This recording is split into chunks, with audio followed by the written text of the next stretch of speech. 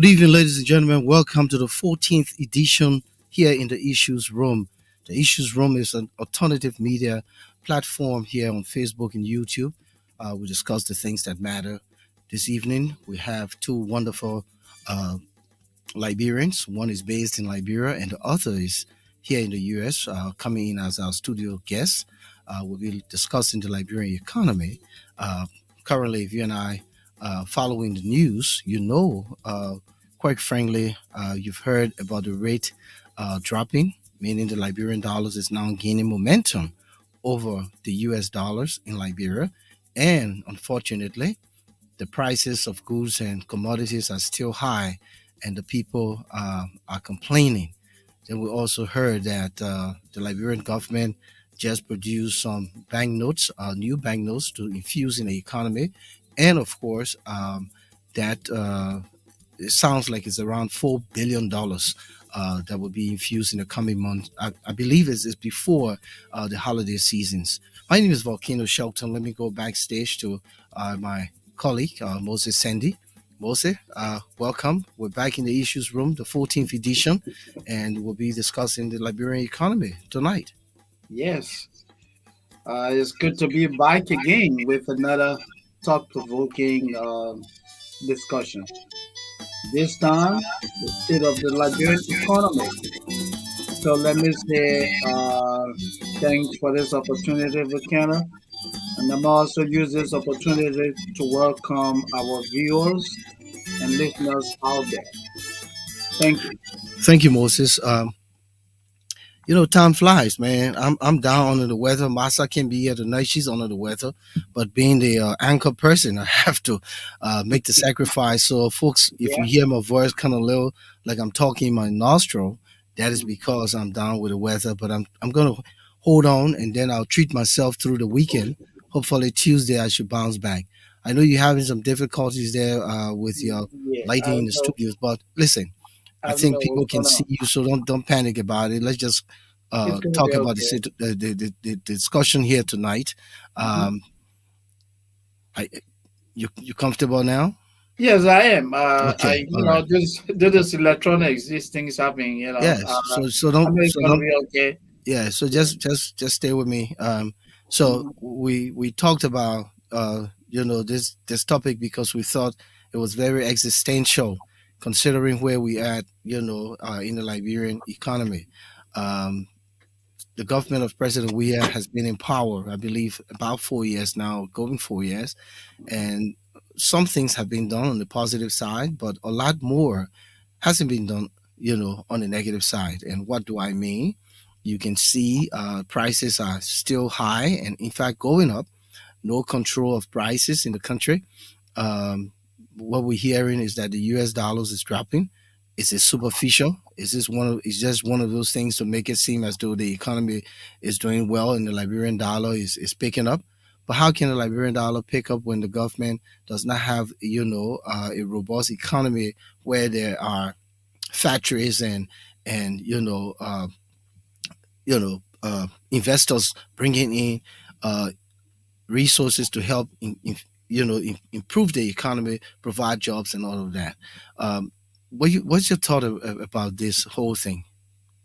Well, first, let me make this self disclosure. Volcano, I'm a student of communication and human services. I'm not an economist, neither are you. We will be discussing from the perspectives of journalists and also talking as individuals who are involved with human services and individuals who consistently track development in Liberia. Uh, I know we invited two seasoned economists, Dr. Samuel Johnson will reside in the United States. We hope that Dr. Johnson will join us. Dr. Johnson is National Vice President of the Association of Liberian Journalists. We hope that Dr. Johnson will avail himself and uh, they are one of the most notable character in Liberia was also invited. Mr. Samuel Johnson, I think he attends the School of what? Economics, London School of Economics. Yeah, He has several years of working experience in Liberia. We hope that Mr. Jackson too will join us. But until the coming, given what we have done over the years, I think we will fill the void. absolutely. Uh, But Mr. Jackson is here, so I'll bring Mr. Jackson in right now. Mr. Jackson, we want to welcome you to the Issues Room, 14th edition. Your first time in the Issues Room. Your face is a little dark, but the people know who Jackson is by your voice. Yeah. Yeah. Yeah. I'm in a room. I have to get away from my partner, so she's doing some work in the living room. So Okay. yes, I'm so sorry. yeah, Yeah, but it's, yeah. it's okay, Mr. Jackson. It's okay. So, Welcome Mr. to Jackson, we Issue. want to give you just a minute or two just to just summarize your background and a little bit of achievement so far. Because Okay. right now the Liberian people are concerned when we're talking the economy. They want people who are seasoned, who Okay. well versed in understanding Okay. what the economy is about, to come here Okay. and discuss it. So So just yeah, go thank you ahead. very much. I have three undergraduate degrees. Okay, banking, economics, and management, and I have a graduate degree in MBA, and also have a diploma in international economics. I'm currently doing urban economics, MSc Cities, in the Urban Agenda program at the London School of Economics. I have my first 15 years, I worked in the banks in the United States. I worked for Chase Manhattan Bank. I worked for Bank of America. I worked for Wells Fargo, and I worked for Credit Suisse. And when I returned back to the United States, I worked for a little bit with an investment firm called Drexel Burnham Lambert, and I was working with the in the bond trading division. Okay, so I since since like 1993, I've been doing my own business. I had a cleaning company in Atlanta. I did that for many years. Then I returned back into investment banking, but I went to Southern Africa and I was a consultant there with one of the global investment banks. And in 2002, I was asked by Mr. Charles Taylor to come and join his government to help to help offset the effects of sanctions. And but prior to that, I also worked in the Samuel Doe government as a deputy minister of commerce, industry, and transportation. And before that, I was director of price control on a Talbert. 1978, I went to Liberia. For my job in the States, I worked as a deputy controller at the Ministry of Finance. My total working experience in Liberian government is only 3.5 years, contrary to people who say like I've been working for 40 years. When I left Liberia in 1982, I didn't return to the country until 1992. And I was hoping to stay when they opened up the road. Remember January 15, 1992, when they opened the roads, when they Greater Liberia and Monrovia. So I came believing that we were going to have some post-war dispensation, but of course, October of 1992, we had octopus, and I left the country again and went back to the United States. That's when I was a little bit too old to go back into investment banking to start from the bottom, and I moved to Atlanta. So I started a cleaning service, and I was a Kirby distributor. So I did very well with that. Got remarried, left my first wife, got remarried, and worked for there for a few. Then I got a little bit bored, and I decided to go to Southern Africa when Nelson Mandela was free, and I went there sometimes in late 1990, late 1993, and worked there on and off until 2002 when Charles Taylor decided to ask me to work as a Minister of State for Economic and Financial Affairs. Since Charles Taylor left in 2003, August 11, I have not had any job. I've been strictly doing some consulting. During the Elling administration, I had a consulting organization. I worked with Natty B. Davis and Milton Weeks in a firm called Devon Corporation. We did a lot of work in development economics. I'm not a pure economist in terms of development. I'm a financial economist, but because of the lack of capacity at the time, I wrote a report for the for the UNDP on the effects of the global financial crisis in 2008, 2009. And UNDP was so impressed with that, they said, wow, you got great writing skills. And my great writing skills came from the fact that I was writing prospectuses on Wall Street all those years and with a good economics background. That's why I started into development economics. And I love it. The crowning height of my achievement is one of the economists that produced the Sustainable Development Goals, the SDGs. And SDG 7 is about cities, and that is one of the reasons why I believe that the London School of Economics, with a very, very low acceptance rate, was able to accept me into the Master of Science program, cities, in the urban agenda program. So that is where I am now. I'm by 60, 90 days to be done. I'm here in Monrovia working on a research project for a consultancy project that is a requirement for graduation. My thematic statement is the limited penetration of electricity in the state of Monrovia and how that undermines cohesion, social cohesion. And I'm looking forward to write the paper to see how we can drive some private sector investments into the entire energy sector, from production to transmission to distribution into marketing. So that's what I've been doing for the last year.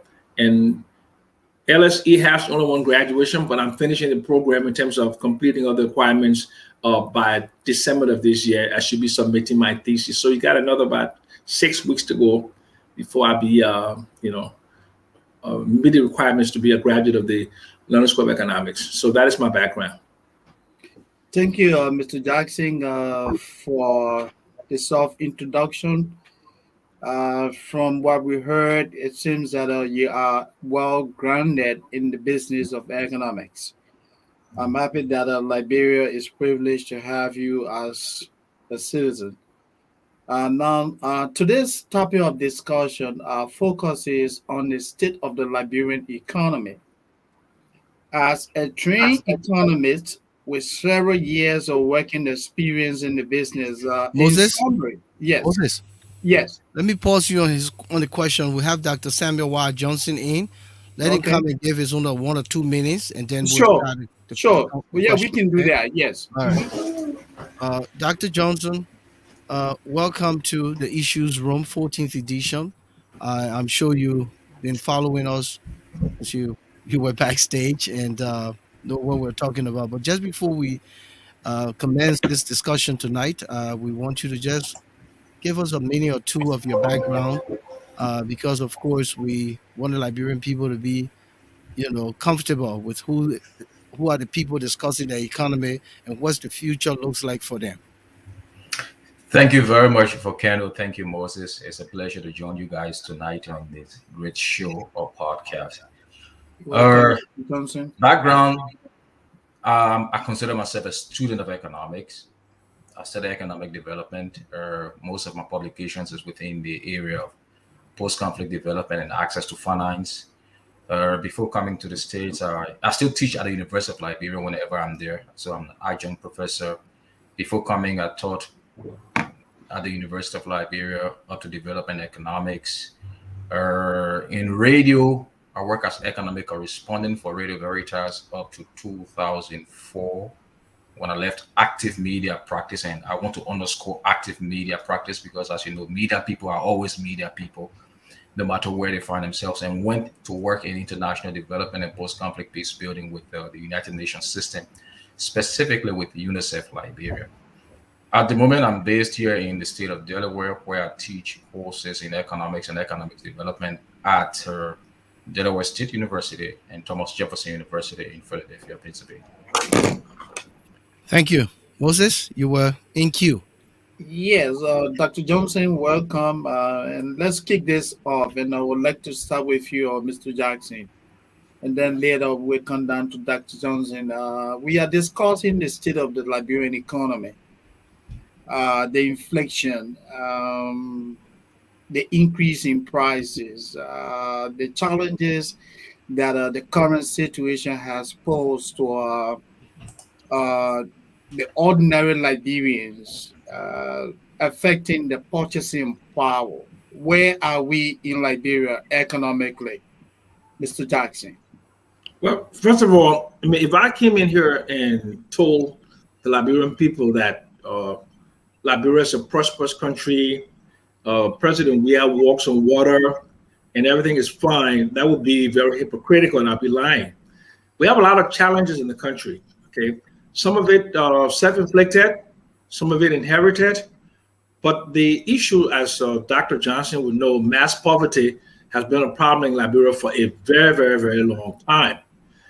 Um, Poverty is in the country because largely because of poor economic governance, corruption, lack of a strategic direction, and also the state of the political economy in terms of how we govern the country, with little or no accountability, impunity, and then of course all of the structural problems that we have. The situation with the rule of law. Okay, and when you have the situation with the rule of law, investors are not going to come, in large numbers to a country where there are challenges with the rule of law. The other thing we have is that the binding constraints to economic growth, as Dr. Johnson would know, electricity and roads. Even in 1989, before the conflict, Liberia was characterized by limited infrastructure. The roads, as you know, are mostly impassable. They are mostly just like two main arteries: the Monrovia-Ganta Highway and the Monrovia-Buchanan. Those are the two roads, right? And then if you look at electricity penetration, the electricity penetration was maybe 20-25% of the general population in 1989. And of course, we had the war, and the war destroyed all of our infrastructure, and we have to rebuild infrastructure. Even after rebuilding or refurbishing Mount Coffee, electricity penetration in the country is only 12%, in fact, one of the lowest in the world today. So those two binding constraints, when you look at all of the other structural defects of the economy, it makes economic development very, very challenging. Okay, but there is hope. Okay, when the Wai administration came in 2018, there were a lot of missteps. You saw the missteps. You saw the missteps with the Eton deal. You saw the missteps with the Ibomaf deal. Then, of course, the narrative concerning the 16 billion, the 25 million, and all of the things that that happened with the 9 ambassadors writing a letter talking about the diversion of donor funding to expenditure. So those issues really obstructed, the what should I say, obstructed economic development. But over the last several months, it does appear, and the empirical evidence is coming up that there is some change around, and that change around has been reflected in some degree of macroeconomic stability. And of course, Dr. Johnson may disagree with me, but if you look at the inflation rate, 2018, 2019, it almost hit like 40%. Right now, it's a single digit, about 7%.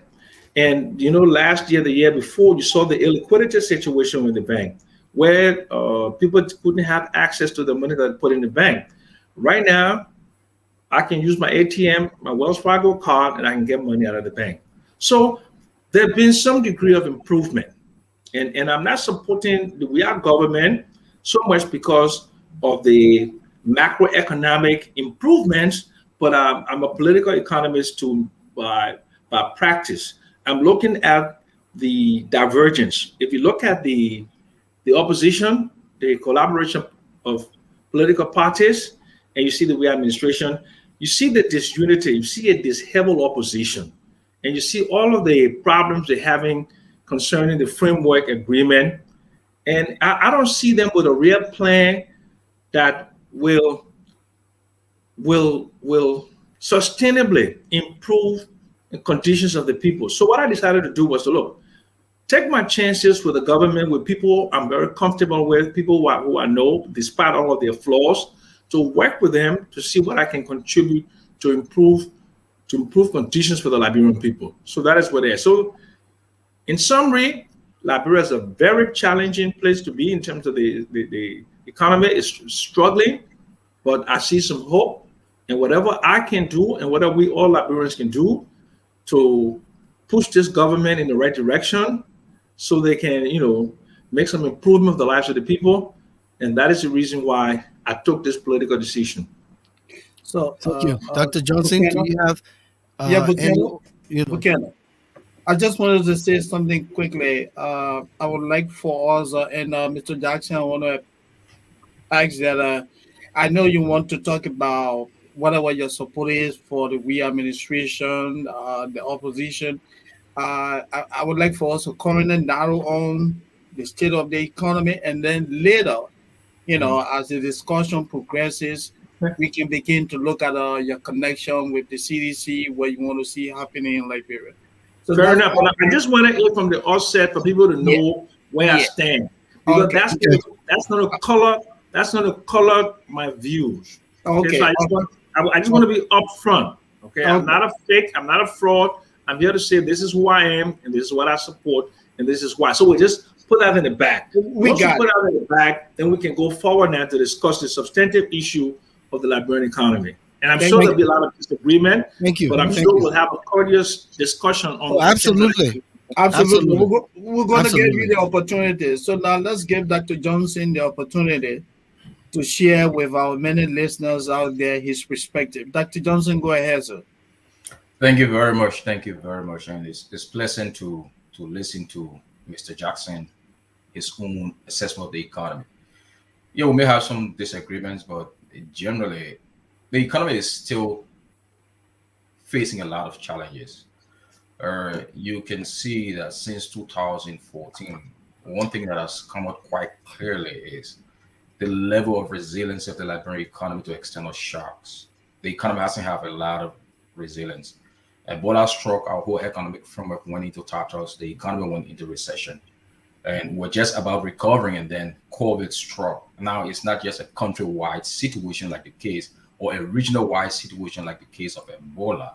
This is a global situation, and so one major challenge the entire globe has faced has been a disruption in the global supply chain.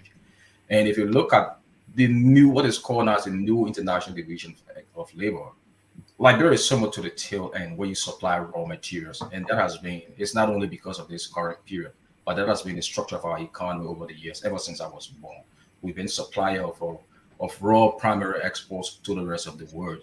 And so since COVID came, it has affected our own capacity, our own production capacity severely. And so the economy had a dip, a significant dip. Yes, it has begun to move up somehow steadily, but the challenges remain because the global supply chain issue hasn't been solved. And unless we can solve it, it's going to affect our balance of payments. It's going to affect our ability to earn international earnings in a way that would be able to cushion and mitigate other structural deficits that we have in the economy. Mr. Jackson talks about the political economy, the binding constraint. Obviously, we have a severe binding constraint. Cost of investment in Liberia is still high because of those two factors that he mentioned. I agree with those. The issue of infrastructure, the issue of access to markets are significant challenges in Liberia. I mean, you talk about the road network situation.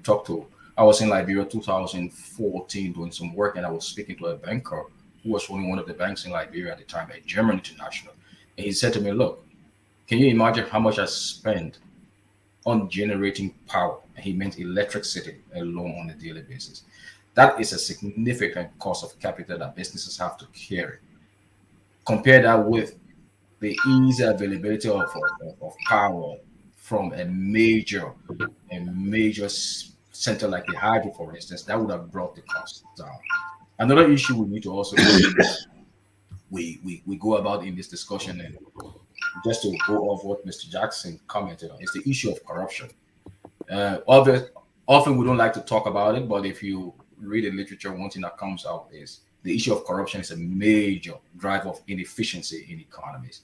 And it becomes a significant part of your macroeconomic framework because businesses like certainty, they like predictability. And so if you have a system where the system is corrupt, where people are not sure that they can get things done within the quickest amount of time for the latest cost, but you have a situation where you increase the transaction cost, charging people for all sort of things along the layers, it makes things very difficult, and businesses no longer find you as an attractive place to be because it increases the cost.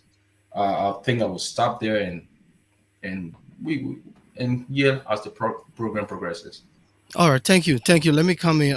Mr. Sam Jackson, please focus with us. Thank you, sir. No, I mean, but just because my eye is not on you with me, I'm not focusing because I mean, I'm making some mental notes as the professor was speaking. Okay. Okay, so Okay. yeah, so I listen with my ears and not with Yeah, my but eyes. the audience want to They want to see engage it. them. So The way they want to it see doesn't. you. It Mr. wouldn't Jackson, look. this thing should be simple for you. You are a boy from London School of Yeah, Economics. it wouldn't look decent for you to No, but turn I mean, away from the audience. you were speaking, and so I was taking some notes as you were I speaking. agree. Okay. So I'm about to come to you. That's what I wanted you to come to. Okay. Yeah. Okay, so You guys stop giving the old man props. here I am. So listen, Mr. Jackson, from my own experience and personal experience, not being an economist, but at least living in a world that is driven by everything else. I want to speak on behalf of the diaspora Liberians. Without the diaspora Liberians, I don't know where Liberia's economy would have been um, at this time. President Weah came to power and he said that Liberians would not be spectators in their own economy, which means that for the years that Liberians have been supporting the Liberian economy through remittances, going to Liberia, opening businesses and doing building structures and stuff, it doesn't seem as though there's any incentive or any leeway for Liberians themselves compared to the Lebanese, the Indians, and all these other people who are benefiting from the Liberian economy. What is your take on this scenario? Because you know for a fact, and you've been there, you can see Liberians complain every day. Just the other day, I got a call from a family man who said he trying to import oil or in the country, engine oil, and they're charging him $5,000 just for permit. Then also fire service is charging him $3,000 for permit. That's $8,000. How much would the oil be in the container? And then he's expected to sell it in a way that he got to get profit, shipping the container and all of that. What is happening to Liberians in their own economy? Okay, look, you mentioned several things, so let's just take it one at a time. You mentioned the support of Liberians in the diaspora. It's extremely important. Personal remittances to most of the developing world is a major part of the balance of payments, what goes into the country in terms of the flow into the country. So that helps a lot of countries. In fact, for some countries, the personal inward remittances are higher than even foreign direct investments. Okay. In the case of Liberia, between 400 to 600 million, and back and forth, okay, but lately it's been like around 400 million. That is the largest source of foreign exchange in the country. So Liberians are a critical part, Liberians in the diaspora are a critical part of any development for the country. Any government that harnesses the goodwill and the monies that come from the diaspora will see a lot of improvements in the country. If you look at the expansion of the urban space in Monrovia, going towards Roberts Fee into Marshall, many of the land that is being bought and a lot of the buildings that have been put up are Liberians from the diaspora. Okay, and Liberians are spending a lot of money. So Liberians need to be cultivated, they need to be nurtured, and we need to find a way to minimize any kind of hardship they have in making the transition from the United States to Liberia. I told even Mr. Taylor that when I was Minister on Taylor that if you really engage the diaspora and you harness the resources that they have, that will outdo foreign direct investments. Because they said we have equity in our homes in the United States. we have the 401k, and we have income. So that is extremely important. You mentioned some other things about doing business in Liberia. The World Bank Doing Business survey has been really giving us low marks lately. In 2008, 2009, Liberia was one of the largest, best performers in the World Bank Doing Business survey. We did extremely well. The ease of doing business, the register of business, the things to the bureaucracy and surrounding business. If you remove the bottlenecks for people to do business, then you improve the ease of doing business, and people will spend more money and they will come in. Okay. There are other challenges you mentioned in terms of the high tariff and the cost at the free port. All of that is diverting a lot of traffic into neighboring Guinea. So Liberia has to make a decision to stop this inordinate dependence on international trade, which is a one-way trade. Okay, $1.2 to $1.4 billion of trade coming to the country to the free port. And taxes on international trade between like 34 to 38% of revenue. So because we depend upon that, and when other areas of the economy are not doing well, we tend to focus more on that narrow strip. So it hinders the economy. So you made a lot of points. You made a lot of good points. Liberia is a very difficult place to do business. It didn't just get this way. It's been that way for a very, very long time. So I'm hoping and praying that the government can set up some sort of a process to remove a lot of the bottlenecks that obstruct people doing business in Liberia. I hear you. These are things that need to be done. In 2008, 2009, in fact, 2009, Liberia was like the second best performer to Rwanda in the World Bank Ease of Doing Business. But now we are like all the way at the bottom. All the way at the bottom, like I think 180 something out of 190 countries that were surveyed. So we need to improve that. Yes, you're right. We need to make some improvements in that. Absolutely. Let me just add this in, Moses, before you come in. So it's part of this question. So if the government is serious about Liberians participating in their own economy, then there should be a specific policy or structure in place to encourage Liberian investment in their own country, compared to the Indians and Lebanese who are taking the money out and building their own countries, but leaving us in the bind. And good question. Good question. Yeah, I'm a strong proponent of Liberian economic empowerment.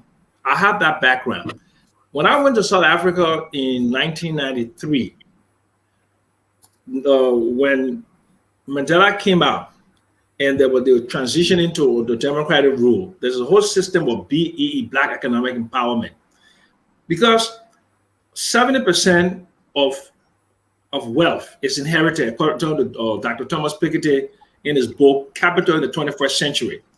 So there's a lot of historical inequalities because people use their wealth. So if you want to see the transfer of wealth, the intergenerational wealth, you have to support Liberian economic empowerment, because the foreigners, when they create the wealth, that wealth goes out of the country.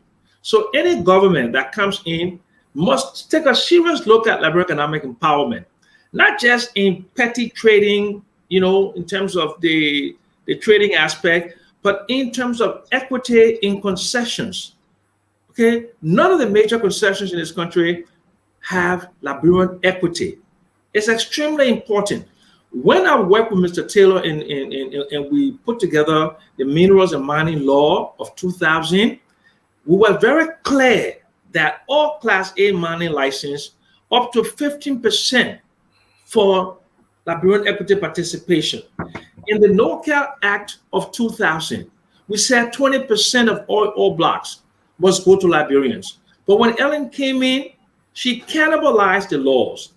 Okay, and now I understand there's a thing now, but they're only setting up 5%. If you read my book, Rich Land Poor Country, there's no reason for Liberia to be a poor country. Liberia is a poor country because of this economic history of the country, where we had basically, you know, uh, giving all the rights to foreigners. And Dr. Johnson would know the Liberian economy has always been dominated by foreigners in terms of the trade. It started with the Portuguese, Pedro de Central. Then it came to the Dutch with Walmart Company. Then the British. Okay, and since 1944, with the advent of the open door policy, with the attraction of foreign investment, is mostly in the extractive sector. Liberia is a rentier state. We need to have Liberian equity participation in the resources of the country and at all levels. And even in the employment situation, in the hotel where I was staying here before I moved to my own apartment, they had a housekeeping. It's a Filipino. Can you imagine? Yeah, people selling Indians are Filipinos are selling pastries. If you go to the beauty salon, you see foreigners in there, and you cannot do that in Ghana. My mother is Fanti, and I spent a lot of time in Ghana when I was growing up. And the first page of the Ghanaian investment code, you cannot trade in Ghana unless you bring in 300,000 US dollars and you employ 10 Ghanaians. And even that is very difficult. Almost all of the businesses, in order for you to make any progress in Ghana, you got to have a Ghanaian partner. But we don't do that. So if you look at Tottenham Boulevard, all the way from City Hall, now clear out there, past Pittsburgh Joe Bar, you see all the Lebanese supermarkets, Indian supermarkets. They've taken over Tottenham Boulevard, your main artery. There are no real Liberian businesses of any consequence on Tottenham Boulevard. And it's bad for the country. It's extremely bad for the country. And I'm sure Dr. Johnson would agree with me. We need to do something about that. Moses? Yeah, so I would like to give Dr. Johnson the opportunity to share his thoughts with reference to the question that you asked. Yeah. And following that, then I will ask you another question. Dr. Johnson, what are your thoughts? What Volcano referred to is just an indication of the structural constraints that ordinary Liberians face, and that has remained a major challenge to wealth development in Liberia by Liberian citizens. And I think those are some of the things. And you may argue from a tax standpoint, Mr. Jackson, in a way, tried to argue that because of the drop in revenue from other sources, and so the channel their attention to issues of the poor. Yeah, I understand government has to raise revenue to sustain its own economic agenda, its own development agenda. But those are things that impact human development for that matter. And like he rightly put it, when taxes become unbearable and people find them to be somehow not justified, what do? They resort to black market practices. And so when you talk to people who export things, who do transshipment between this part of the world that I know of and Liberia, one thing you gather from them is that the cost of transaction at the free port is not just high, but just unbearable. And so what are they doing now?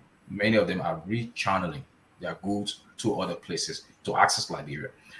Those who even find it difficult at the border to enter Liberia from various entry posts legally, what they are doing now is that they are exploring business opportunities in places like Nigeria and Sierra Leone. And so what does that mean for the government, for the country in a macro term, is that in a macro term, in the long term, the share of Liberian businesses coming to your country, the share of potential revenue that you could generate from just those businesses is going to go down. And it's going to impact even government-owned revenue intake. And that is not only an economic issue. Mr. Jackson is a political economist, so he should know this better than me. But it's also a political economy question. The question is, how do you open up channels to ensure that wealth distribution is not only stuck at the top? If you look at our economy over these years that we've operated, it has been structured in a way that the dividends of wealth only benefit those at the top. If you look at our inequality indexes over the years, you will see that clearly, that those who benefit from almost about 90% of the country's wealth are those seated at the top 20%, if not the top 10%. Why? Is because of the way our economy is structured. And I know the next question will be obviously is how do you change this around? Okay, change this around through a macroeconomic framework, through a political economic framework. The budget, the way government uses the budget as an instrument of growth. And what are the foundations of the budget? Taxation and expenditure. Whom do you tax? Is it those who are already trying to survive, I always like to say, and not live? Because if you're living, you have the ability to plan for the future. If you're surviving, you are worried about today. What can I have today? I remember in high school we had this thing where we said there are some of us here who live on 111, meaning you have 3 meals per day.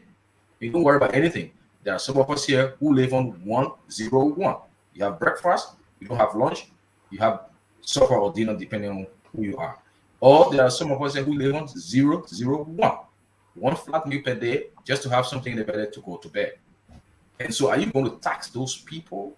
Or are you going to create an avenue that will encourage Liberian entrepreneurship? That was one thing the previous regime did. If you look at the policies on small and macro enterprises, how do you grow this? I'm not someone who believes entirely in the protectionist policy, for example, that you give one firm the ability to produce and you protect it from isolated sharks. No, firms should be able to grow, and you have to nurture them along this process to test the sustainability. But in that way, you should also be able to use a taxation in a way that it helps these firms to grow, because taxation becomes an added cost to businesses, an added, how you call it, an added depletion to existing stock that households already have. Okay. Is he there? Thank you. Thank you. Dr. Come Johnson, are you Moses. there? It's okay. Coming. He's frozen. Dr. Coming. Johnson, are you there? He's frozen. Yeah, just go ahead. Ask the next I'm here. question. I'm here. Okay. I was just Okay. waiting. I know you guys have a lot of questions. I'm not in class, so I'm not going to be running all over this place. All right. Dr. Johnson, now let's look at a prevailing situation in Liberia. The decline in the US dollar, the exchange rate, the decline between the US and Liberian dollars. It is my understanding that there has been some form of appreciation of the Liberian dollars. Is this artificial? I don't know when you say artificial, what precisely you mean. Basically, what I'm saying is that is this the creation of business people, or it is something that we can really take for seriousness? Because if the prices of goods in the country are so high to the point that you have more dollars chasing few goods, then where's this appreciation here we're talking about? That's a very good question. Is the result of the fundamentals of the market, demand, supply. And I say that because this is not the first time it's happening in Liberia. It is something that happened as far back as the 90s. Okay. I remember during my Star Radio days when I used to play with some hard currency. Around this time of the year, if you went to the supermarket, the guys there don't find US dollar attractive. And what was that? What was explaining it? Just look at the exchange rate. The US dollar as a high value asset was no longer considered a high value asset, meaning that the value was going down against the Liberian dollar. And some time ago, I tried looking at central bank data over the past 5 years. That has been a trend. You see a drop in the exchange rate or the appreciation of the Liberian dollar around this quarter of the year. What could be responsible for that? I haven't looked at the numbers in recent times, but one could be around this time of the year, we have a huge inflow of remittances to Liberia. Our net inward remittances become positive, meaning you have more money going in than money coming out. That's point one. Point two, around this time of the year, importers are no longer in high need for US dollar. So then, obviously, you have surplus US dollars on the market. With less demand, the value will drop because what the exchange rate function as, the exchange rate is really a price that you pay for the US dollar. So imagine if you have too much, say if you're having banjo around this time of the year, you have too much shares running, what happened? Everybody is competing, so people want the fast nickel compared to the slow dime. And so that is what has been happening. So people are the next side of the question is what happens in terms of prices? Well, prices I know are very inflexible downwards. And if you look at the structure of the Liberian economy, if you look at the business segment, for example, you get to realize that many firms there have higher market power. And so the firm operate almost like a monopolistic setup. Not a monopoly, but they have monopolistic power because of their location, because of what they sell. It's not a big competition. So some of them sometimes tend to function like oligopoly, like how you call it, like a cartel, for example.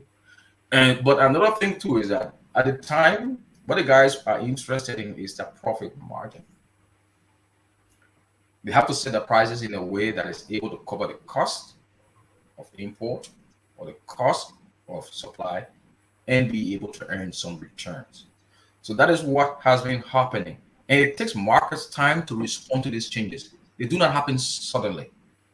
Do not look at the supply demand graph and just think it's something that just happened instantly, like we draw it on the board. No, it takes the market time to adjust. But our adjustment period becomes so tight because by the time you know it, January, February, what happens? People are looking forward to importing for July 26. And so we go back to the market again for more US dollar.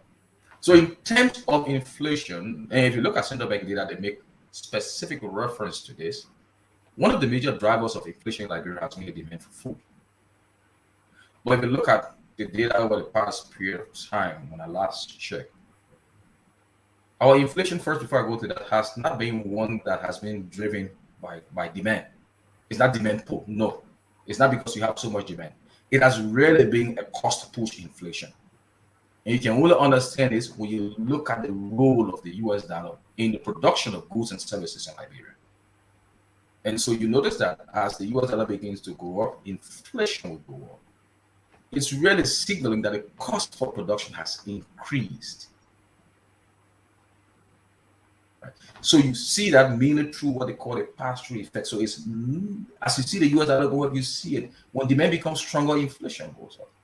So what has happened has been just that response. The cost of doing businesses has gone down a little. And so the inflation will go down. I hope you understand me.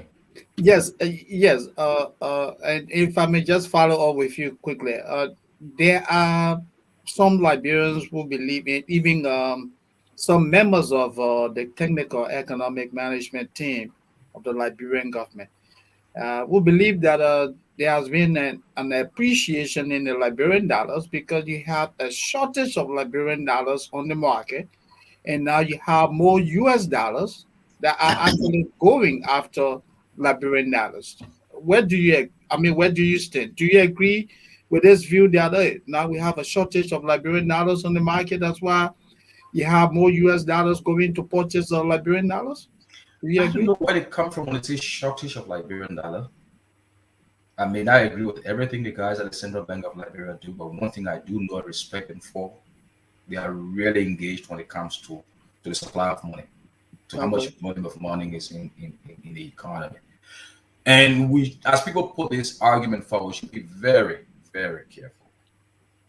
You have to always find a balance between production and monetary growth.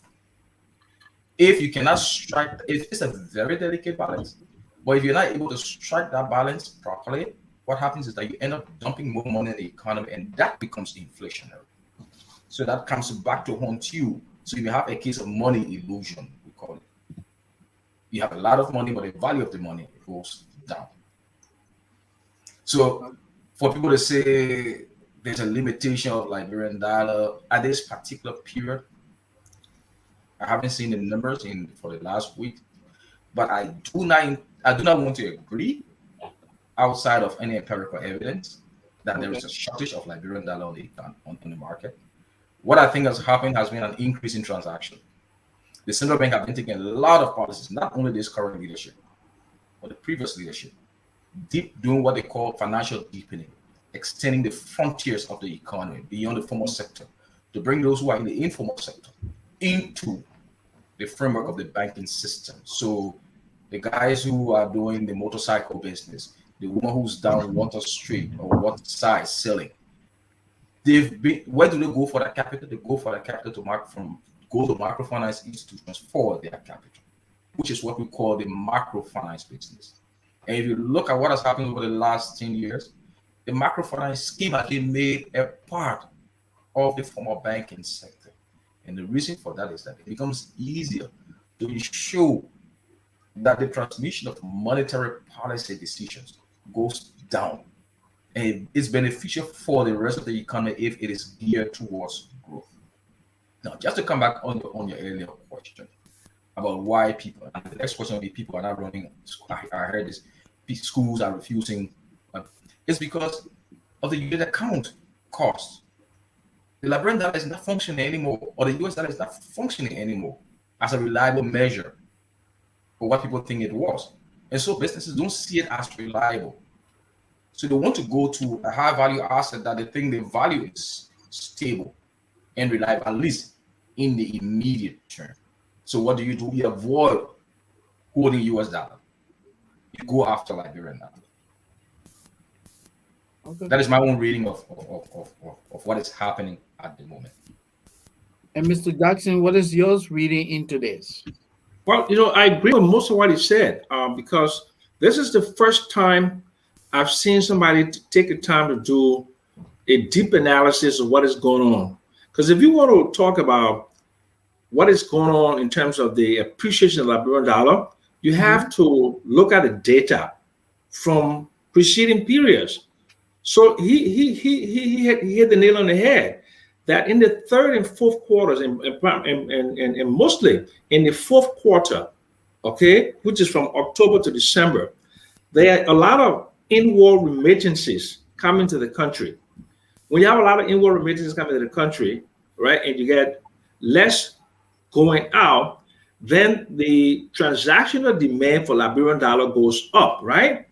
Then the value of the incoming currency is less. So, but the interesting thing is that we need to plot that over a period of time and find out whether this current situation is anomalous, whether this is unusual. Unusual, yeah. Yeah. Okay. So I don't have the data to determine whether this anomaly is unusual. But if I were to look at the last 5 years or the last 12 years, he's right. In the last quarter of the year, the Liberian dollar typically appreciates against the US dollar. But to what extent, in terms of the magnitude of appreciation, that's what I don't have the numbers to really make an intelligent. But let me come in quick, because I think that gave me a chance because you gave me like 10-15 minutes to talk. So okay. I know you're asking a question. Okay, yeah, but so because he said a lot, and we need to unpack what he said. He said a lot of good things. Okay. And I want the audience to be in tune. So I want to kind of to buttress him some and to amplify some of the things that he said, because it's extremely important for those points that he made, for people to understand what's going on, instead of these knee-jerk responses from people outside who don't have either the knowledge of monetary economics, they don't understand in terms of pricing, the thing of demand and supply and equilibrium, and how market forces go together. He talked about a lot of things like financial deepening, which is happening. And financial deepening is extremely important. Only 7% of adults in Liberia have bank accounts. So if you talk about the intermediation of GDP, I mean, it sounds very fancy, but what it means is that gross domestic product, which is the output, people buy it, right? Mm-hmm. So if the banks intermediate more of that, right, it means there's less demand for physical currency. Then you go into things like digitization, right, where you're using mobile money, where you're using Visa, where you're using MasterCard. Okay, so something is happening positive within the Liberian economy, and there are instruments that are being used by the central bank, where they're issuing T-bills. T-bills, when a central bank wants to increase the value of the currency or to take money out of circulation, they typically they will sell something. In the Federal Reserve sells bills, T-bills and T-bonds, right? Okay. T-bills, okay, less than 12 months security, like 3 months security. So at 20%. So there's an impetus for the commercial banks now to take some of their excess money and put it into that.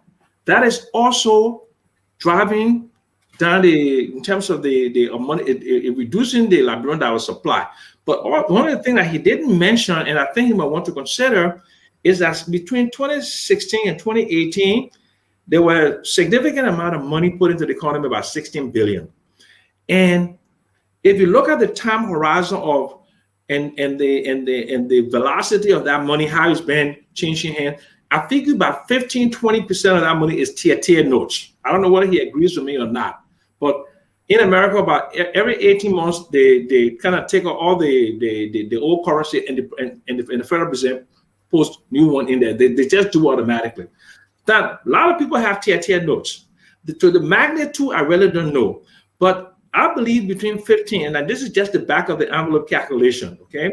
Because you know the way the people kind of how they put the money in the lapa, they put the money under the mattress, they put it on it. So there's a lot of TIR notes there. So I think the mute notes may play a factor in decreasing the currency in circulation, not the money supply. There's a big difference, okay? Okay, the currency in circulation. So I think the currency in circulation, okay, is decreasing. And since this is an informal economy, as the professor so rightly said, where a lot of the transactions are outside of the banking system, okay. So and we use currency, that could also be a factor. But I mean, I don't disagree with him on many of the important points that he made. All right, so let me come in quick, and honestly, everything here could be right, but we know that again, when you have all of the money mutilated and the scarcity of it, of course, then the US dollar, does not win. You go to the money changers, they'll tell you that all on the streets, you barely can find Liberian dollars. Why you think this government is putting $4 billion in the economy coming soon? But we'll come to that. But I want to go back to that point when I stressed, because I think the conversation here is Liberians should not be spectators in their own economy. Liberians should be participants, and they should be uh, a major part of the growing economy of Liberia. You and I know that since the war, we have about estimated 2 million Liberians across the world who are in good, decent financial position to do a lot in their country. But when you go to Liberia and trying to start something, like you said, Sam, the bottleneck, the corruption, they don't even embrace you as a Liberian to give you the opportunity. Everything is high. The Lebanese and the Indians and other foreign nationals who want to do business in Liberia can afford to bribe because they know that they're going to hike the prices and get that from the consuming public, who are the ordinary people. That's the reason why we're not having tax evasion, because people are leaving Liberia to go into Guinea, to go into other places. And honestly, I think that for this country to move forward, we have to create avenues, we have to create policies that put Liberians first in the economy, And whether I want to open a little shop, let me be the one to open the shop rather than the guy who comes from Guinea, don't even have paper, but he started with an entire business, and the next thing he got a shop, and now I can't even open a shop. We need to put Liberians first. Dr. Johnson, Sam Jackson. Okay, look, let me just, I'm going to come in quickly. I beg you, Dr. Johnson.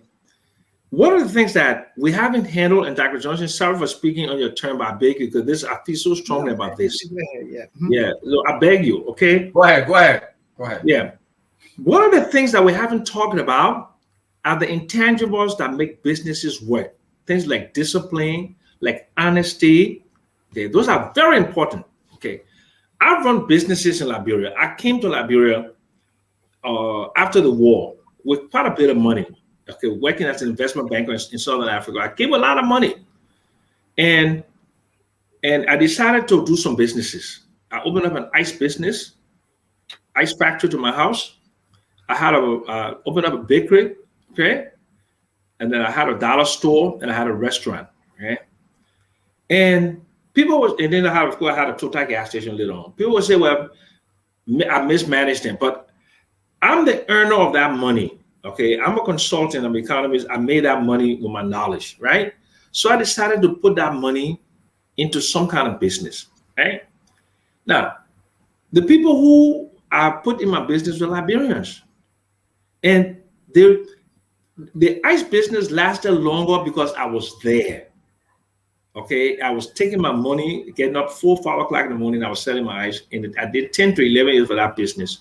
But the gas station where I couldn't be, I mean, my working capital eroded with Total gas station. In a period of 90 days, I lost over $100,000, and I invested $180,000 in the business. You know what I was doing, Volcano? Total trained the Liberian supervisor for the store, the hand pump attendants, and all of that. They will bring a truckload of, say, 10,000 gallons. The supervisor will sign for the 10,000, but they will put only 3,000 gallons into the tanks and steal 7,000. When I was checking my balances, okay, because I have an MBA too, and I was doing my financial accounting, I noticed that there was a serious erosion of my working capital. Okay, current asset to current liability, and I noticed. So I thought there was something wrong with the temp. In Liberia, they still using the dipstick to measure the volume of the product into the tank. They don't have the meter on the trucks. So they even notice that the only people who do extremely well in the petroleum business, like Mandingos and Fulas, because they have their relatives there.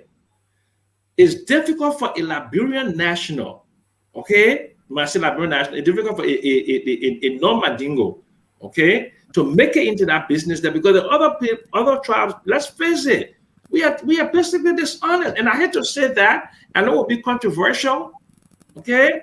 But the businesses, like the diamond business and the petroleum business, where there's a lot of trust and a lot of discipline involved, okay? And then the trading business, why is it that we don't do well in the trading business? Why do the foolers?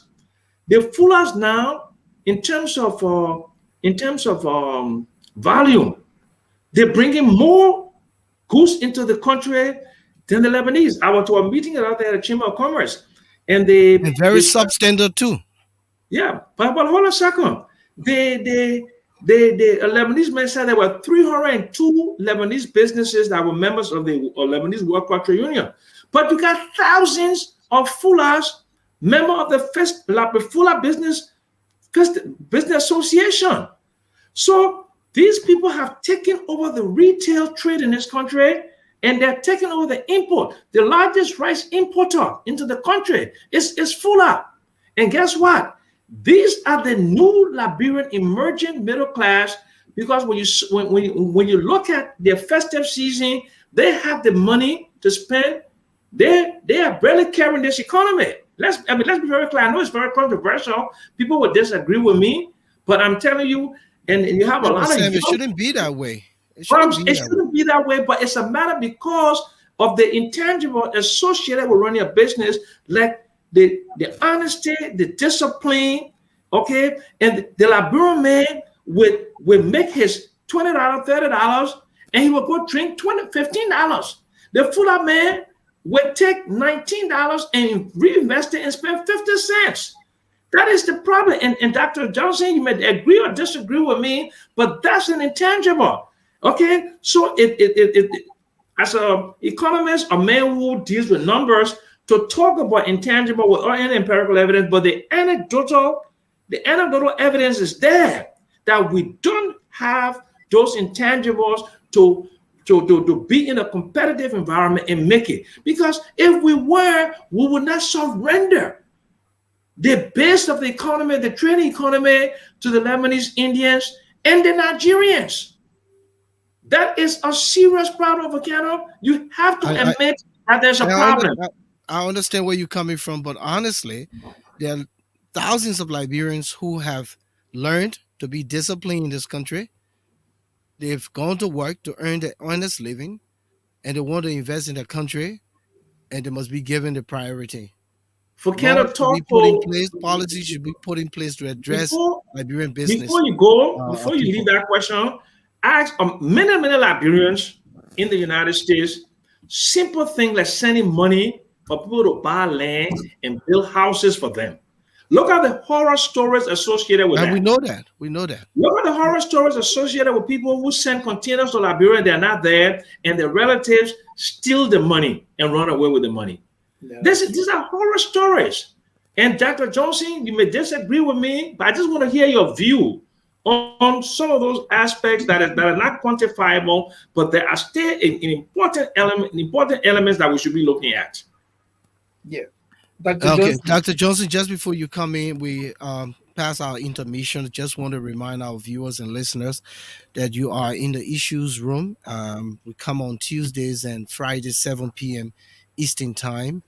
We discuss the things that matter, particularly to Liberia and Black diaspora, meaning Liberians in the diaspora, African, from all over Africa and even the Caribbean. This evening we have some very new folks here. We want to just acknowledge them quickly. Gabriel Carter, good evening and welcome. Cristiano King, uh, Michael Slewion Tiabor, Agassi Dualu, welcome. Christian Wa Senior, our own man Thomas Awaji, he promised to be in the house. Welcome to the house. Precious Carolyn Smith, we say welcome.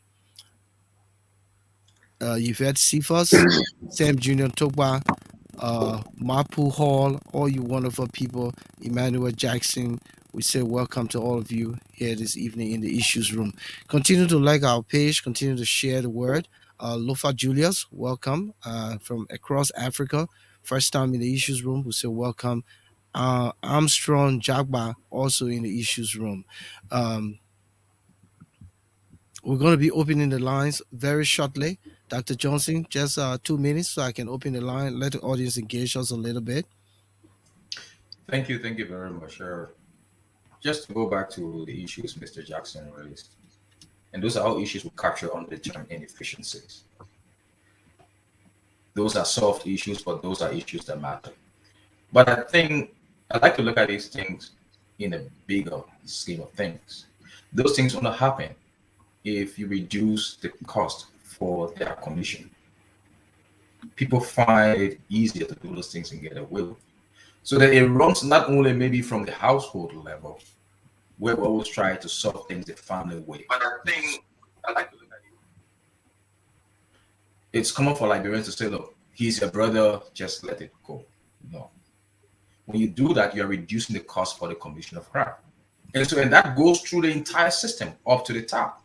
Yeah. What's the role of the police, for example? How efficient are they in addressing those complaints? The issue of you sending money into Liberia, I was in Liberia in the summer, and I had people saying the same thing. I went to this project site, and this lady was explaining how someone has sent thousands of dollars to Liberia for a construction project, and someone sent pictures from a construction site only for the person to arrive there. It's not her property. What is the role of the police? And there are other cases where people have gone to the police to explain, to complain these matters, but the police itself has been inefficient in adjudicating these issues. So that it becomes a part of the macroeconomic framework again, because people find corruption, people find thievery, people find dishonesty to be cheaper and cost effective. So they will commit it.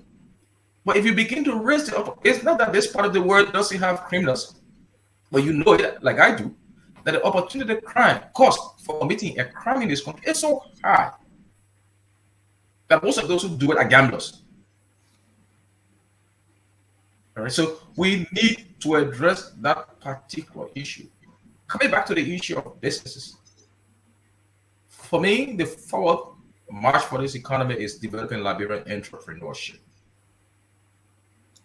Yes, I understand Liberians and I understand the fullest, but then what Mr. Jackson says will discount the good work and the success of many Liberian businesswomen who over the years have gone to the top. And they are competitors of those foolers. They may not be as large as the fuller business people, but they represent a critical mass that we can begin to tap into to expand the frontiers of the economy. Ellen Sirleaf during her final years, started something that was very interesting for me, which excited me. I don't remember the name of the program, but they allotted the money in the budget, I think, that was supposed to go towards supporting Liberian entrepreneurship. When you do that, what that means is that you reduce capital and over time it expands. The Liberian economy has been built on what the economists will call aggregate supply. We supply out. We want to be able to create demand where people grow wealth, where people accrue equity in their own economy and able to expand the economy. We rely on things that we get from selling those extractive products. So what that regime was doing theoretically over time was that it was going to expand, increase demand because you're increasing Liberian entrepreneurship. You are going to be increasing investment in the economy. But again, poor management caused that program to crash. And so for me, the way forward, if you were to ask me, is to tap on what is already existing. Central bank on the million starter aid. This current regime is doing the same thing. It's not only about digitizing transactions, no. When you digitize transaction, what happens is that you could reduce the transaction cost to some extent, but you really don't change your value for money. If I have $5 in my mobile account, it's $5. It doesn't mean I'm going to have anything significantly different when I have the money in paper, as fiat, or as electronic currency. No. So it's about expanding, it's about providing access to capital. Only 10%, the last time I checked Central Bank or World Bank data, only 10% of Liberian entrepreneurs, especially those who are in the macro enterprise and small business sector, have access to finance from the formal sector. What happens to the 90%? So where do they go? They go again to those rosters, which we call susus, or the askras, which is what we call the yearly club. I mean, this is a boom time now for them in Liberia because Christmas is coming. The club is going to be meeting to redistribute dividends based on your share of investment. And I All think right, that Dr. Johnson, we have a caller on the line. Want to bring the caller in? Caller, you where you calling from, and what's your name? Hey, thank you, Shelton. My name is Ensu Dualu. I'm calling from Boston, Mass. How you guys doing? We're doing great, great. I know you've been Thank you. following. I've seen you be in the chat room. Uh, what's your take on the conversation and you know the Well, for me, economy? this is, I really want to thank you about the issue room. This is the kind of conversation we should be having about Liberia because they truly have some of the solutions that we're looking for to change the country. But I just called to make one singular point. You know, you guys were talking about Liberian entrepreneurs, why they are not being considered. There are calculated moves, not just by this administration, but the one before it. Any Liberian that comes to Liberia and tries to do business in the country, the sitting government or those in government sees that person as a threat. I know this personally. Okay. The last time when I spoke to this government, this is what they told me quote for quote. This is why most of the business people don't go to Liberia. Liberians. They said, man, Dwalu, man, this idea you're bringing here, if you become big in this country, who able to control you? That issue about controlling somebody who does not work in government, you're seeing as a threat, not as an addition to the country. I mean, Shelton, you spoke briefly about diaspora Liberians. Look, there are a lot of papers out there, but people can look this up. The average Liberian in the diaspora, I'm talking about Western countries, okay, make a minimum of $40,000 a year. If we just be very, very, very, very, very, at a very, very conservative level, it's 600,000 of the 2 billion or 1.5 million Liberians that live in abroad. We have close to $24 billion every single year in terms of income. Liberia's entire GDP is $2 billion. We can capitalize on this, but they see people in the diaspora as a threat. How are they going to bring the money to a location where they're not going to be sure they're going to be protected? This is one of the issue we're talking about. But I appreciate the show, and I really love what you guys are talking about. Thank you so much, Dr. Johnson, my pape. I want to thank you so much. Thank you, Ansu. There you go. I think he made some points, and of course, uh, I personally know the situation on the grounds where there my own Liberian business, uh, good friends who are in hotel and tourism, they strangle them. They take all of the investment and give it to the Lebanese. Those guys at the Royal Hotel, Boulevard Hotel, and they say if you're not a part of this government, you don't get anything. And this is a fact.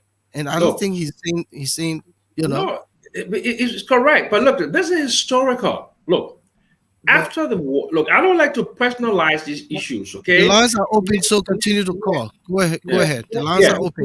yeah. I think Dr. Johnson was in road. Let's Okay, allow him. but Dr. Johnson, go ahead. Okay. Let Dr. Johnson go ahead. No, I'm just trying to remind people that the lines are open. Yeah, but Dr. Johnson was speaking. Let's Dr. Johnson proceed.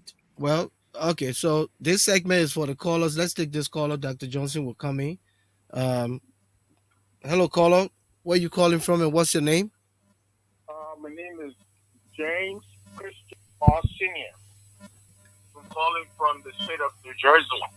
Welcome to the Issues Room. What's your contribution? I listened to the guest on the show, and you asked a question about Liberian being involved in their own economy.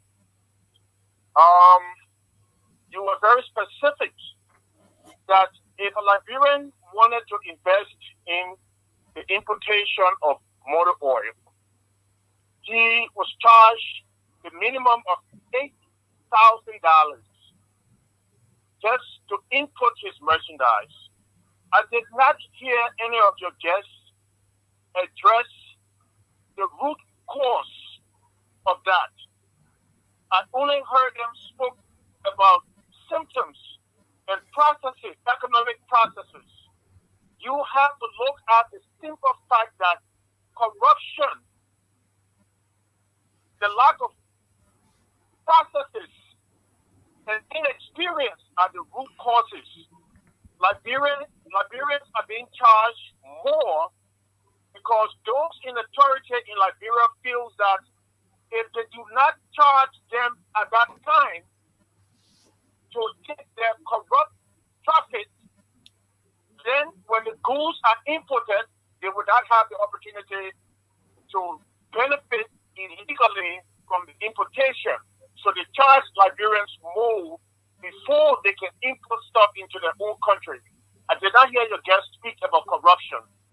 Okay. And they are able to charge the foreigners less because they can muscle the foreigner even after the products have been brought into the country. So we need to understand that, and your guests need to speak about corruption and the reason why we are having the problem in terms of business, Liberian business involvement in our own country. Thank you. Okay? Thank you. Thank you. So, Thank you. Thank you very much. Thank you. So I guess he's already answered his own thought around one of the factors responsible for this could be corruption. Dr. Johnson, coming. The issue of corruption, I don't know how much people want us to say it, but I think I've spoken about corruption. And like I said, corruption only thrives in an environment that makes corruption easy to thrive. If the environment is not fertile for corruption, it's not going to thrive. And any serious government that is really interested in developing its people would make that issue number one. And I know somebody will come back. I know Brian said when he took over the Council of State, as of tomorrow, 10 o'clock, business as usual is over. Corruption is up. We've heard that refrain over these years for as long as I've been able to follow politics or economic development in Liberia. But the singular challenge is how intentional are we to addressing this particular question? We have this habit or this business in Liberia of building structures to address problems when already have existing structures to deal with that problem. So what you do is that you complicate the whole legal arrangement. In itself, that is inefficient. It makes things costly to do. We've had a Liberian Anti-Corruption Commission over the years. Itself has been embroiled in allegations of corruption. Now you have a new leadership. We understand that the laws have been revised or amended to give it some teeth to bite. It's not a question of the law. It's not about the design of institutions. And that was one of my critiques with the Liberian post-conflict reconstruction project, which I did when I came back from Liberia in 2014, having seen how Ebola ravaged the entire healthcare system. It is about the way these institutions function. Functioning is what determines access to wealth. Functioning is what determines people's stake in power.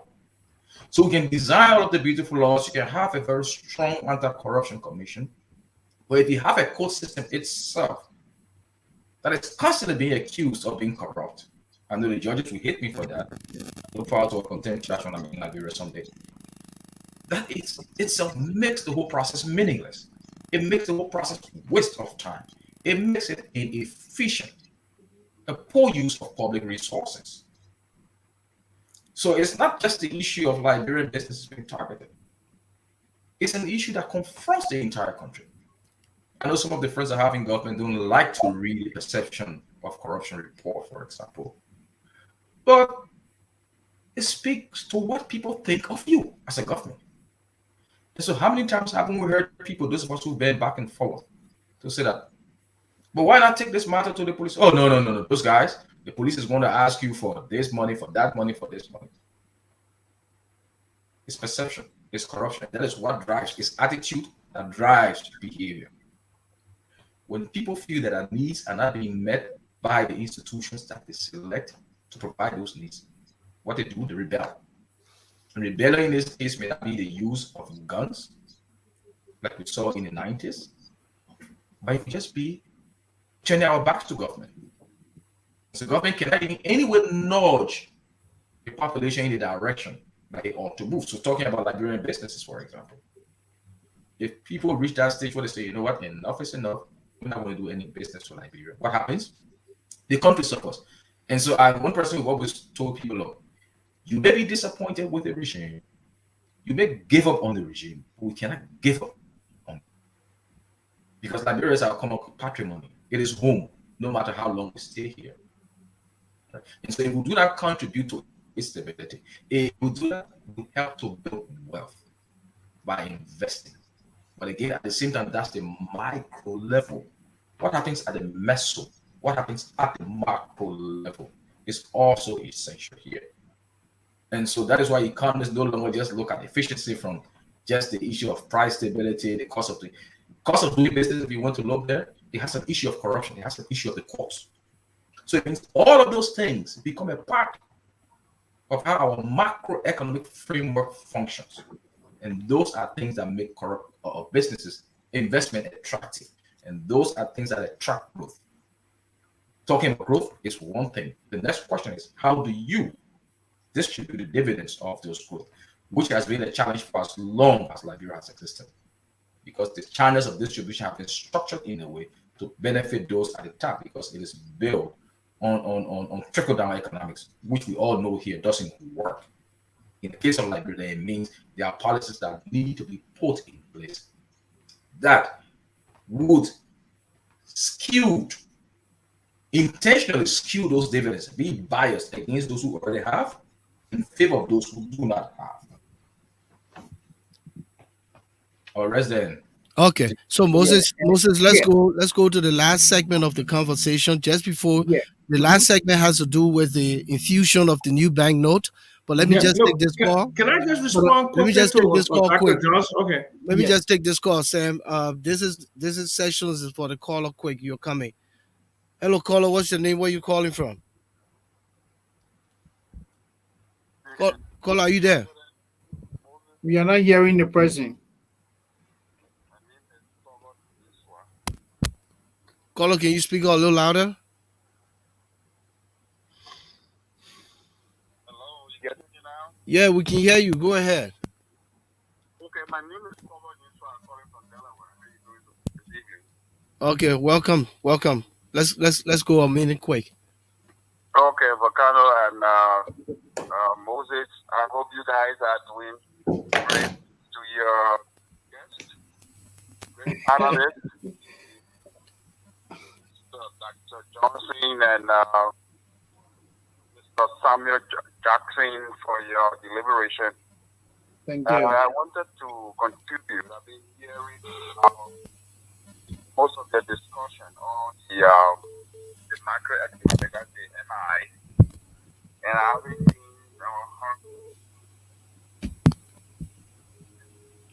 macroeconomy, which is the MA, and some of those things that can bring in good resources to our country, like agriculture, Can you guys hear him? extractive industry, something about mining and all of that. I would encourage you to throw some light on that to bring real good revenue to our country. And then, Mr. Jackson, I wanted to know what happened to the National Economic Forum that you guys had. Normally, I chose whether my occasion and ceremony to attend, but I took my time when I was in Monrovia and attended that National Economic Dialogue with you and Nat Barr, Fabio Jackson, the legs of Wai John Davis, and you guys were there. I was privileged to attend the Human Development Payload. And some of those things that you guys were talking about, education, agriculture, healthcare, water, sanitation, energy. What happened to that forum? What happened to the recommendations that you guys did? All right, thank you, caller. We have another caller on the line. We have to go to that caller quick. Yeah, but Kenneth, I'm time bound. You said an hour and a half, so I got about 5 minutes before I have to leave out of here. Yeah, So we'll come to it. Let's take the last caller. Let's take the last good. caller. Okay, great. Caller, are you there? Yes, I am. Can you hear me? Yeah, go ahead, caller. Yeah, hi, this is Precious Smith, and my question directed to Mr. Jackson and Mr. Johnson. Just listening, and I'm not an economist, but just trying to get a gist of what you are saying. It just seemed like everything, is set that has been systemically has been set in place where the processes are broken, systems are broken. There's no hope. It just seems hopeless. So then how do we then begin to build an entrepreneurship for Liberians, especially outside the country wanting to go in? Is it feasible where government perhaps can say, okay, to encourage Liberians to come back, invest in a country, they pay less in taxes as compared to the foreign investor? Can it be done? Is it doable? Thank you. Thank you, Precious. Gentlemen, she would be the last caller. But sometimes, we have people listening and they have burning issues they want to put forth. So Sam, the guy asked you about your Which one of the Sams? Yeah. I'm gonna come to that. But I want you to go to I will. Yeah. But the whole issue of corruption and Dr. Johnson hit it right on the head. Corruption is cost free. The price for corruption. If you increase the transaction cost for corruption, then you solve 90% of the problem in the country. The whole thing of impunity, the rule of law, the Liberia will never go anywhere with on. Then he talk about the fullers and why they don't. They don't because there's a religiosity where they believe that if they steal or if they owe money and don't pay, they will not go to heaven. So the fullers are, they are inclined because of that religious aspect. But the average Liberian man knows that if he steals from you like they stole from me, and I don't want to personalize this issue, if we don't fix impunity in the country, the cost of doing business will remain extremely high. You will not have investors to come to the country. You will not be able to develop the process to attract foreign direct investments or diaspora investment because, I don't know the percentage, but a significant percentage of diaspora Liberians have had their monies stolen from them by their friends and relatives in Liberia. So if you don't fix impunity, you will always be among the poorest country on the planet. And that doesn't start with this government. So we got to solve the issue of impunity. Because if crime is not punished and people don't see a transaction cost for committing a crime, then you don't have a society. The people who stole the thousands of gallons from a gas station, I called them. I took the documentation and the recordings and everything I had to the Australia court, to the county attorney. The documents got missing from the county attorney's office. So if you have people within the judiciary participating within the criminality, so what kind of country do you have? You always want to put it on a government, but it is systemic. And that system has to change for people of Wakanda Shelton and my brother Sandy then to come to invest in Liberia. And I can be very frank with you guys. I'm not investing a penny in Liberia anymore. I'm divesting because the monies that I invested in Liberia, hundreds of thousands, I lost most of it. The left 150,000 where I bought properties in America like 9-10 years ago. That's what I'm living on today. Had I invested all my money in American real estate, I'll be a multi-millionaire today. And at my age, I'm pushing 70. For Canada, I don't have the time, I don't have the energy, I don't have the desire to try to fix it. I can't. Yeah, but that's why you're enjoying yourself, my man. You got a young Zulu girl just taking care of you, and all the men are jealous of you. Yeah, but I'm saying God bless me to reach to this stage because a lot of my friends die in dire poverty. Dire poverty. So, and you know, like, and I don't want to get political again. If people like us have stayed in America for 30, 35 years, we will be bigger than some of the people that say they rose so much higher in that society there. But we came for radical democratic change in Liberia and we pay the price for that. So we spend our time and energy, you know, bringing democracy to Liberia instead of, you know, making our name in corporate America.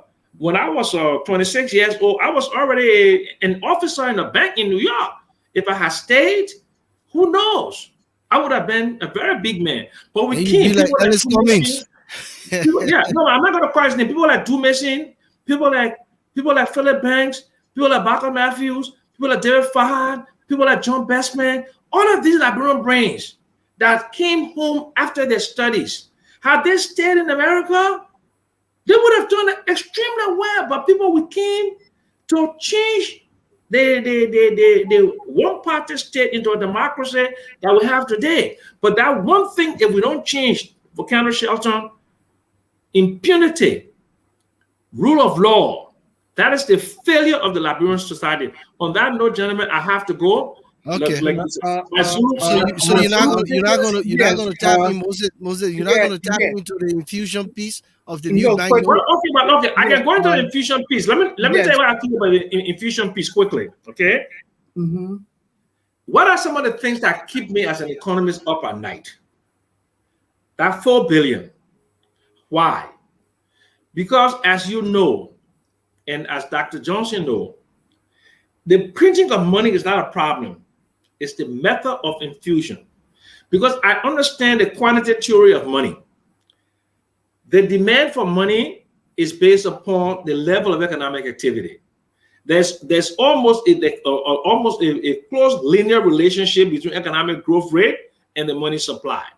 So if the money supply, which is currency in circulation, is based upon the demand of the marketplace and the infusion based upon that, in terms of the reserves that banks put in there when they have a need for cash because there are activities going on with the economy, then they will minimize inflation, but it will still be inflationary because $4 billion is a serious quantity of money to put into that money supply in Liberia, currency circulation, which is about, I figure, about 20 to 25 billion Liberian dollars circulating out there, right? So you take it 10, 20% out, so let's say about 22%, I mean 22 billion.